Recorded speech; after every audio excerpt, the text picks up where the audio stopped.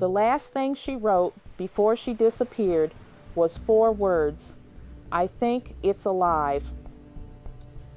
Not loud, not alarming, just there. A thin, persistent hum sitting somewhere between her ears, like a television left on in another room. She turned down the music. She checked the fridge. She pressed her palms flat against the walls of her apartment, feeling for vibrations. Nothing.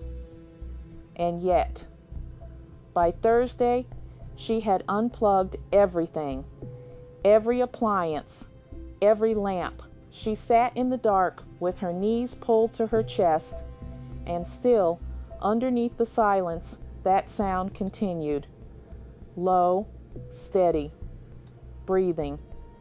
She told her doctor.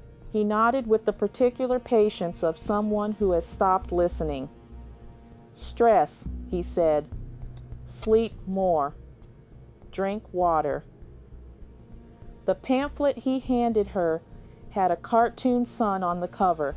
She kept a note. That was the first sign she was still rational, she told herself. Rational people document things. She wrote down the times it spiked, the times it softened, whether it changed pitch when she went outside, when she drove, when she stood underneath power lines on the edge of the industrial district at 2 a.m.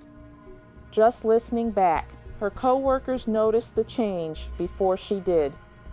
She stopped laughing at the right moments, started answering questions no one had asked, left meetings early without explanation, wandering hallways with her head tilted sideways like she was tracking something moving just above the ceiling. The hum had a rhythm. Now, she was certain of it. She filled 17 notebooks, color-coded, cross-referenced. She mapped it like weather, graphed it like a heartbeat, and somewhere around notebook 12, she stopped writing about the sound and started writing to it. Her sister came to visit and found the apartment covered in paper.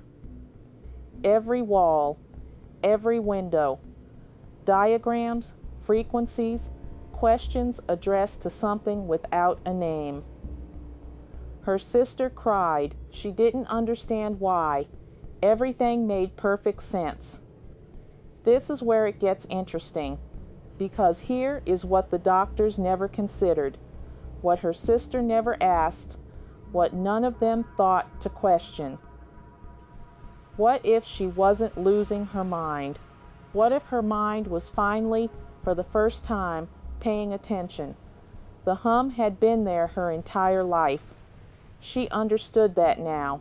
Buried under traffic and conversation and the endless noise of being alive, she had simply never been quiet enough to hear it. And the closer she listened, the more it sounded less like interference and more like signal. The last entry in Notebook 17 is dated 3 weeks ago. It reads, "I think I understand what it wants." After that, nothing. Her sister filed the missing persons report on a Monday. The apartment was clean. The notebooks were stacked neatly by the door, almost like they were meant to be found. The fridge was full.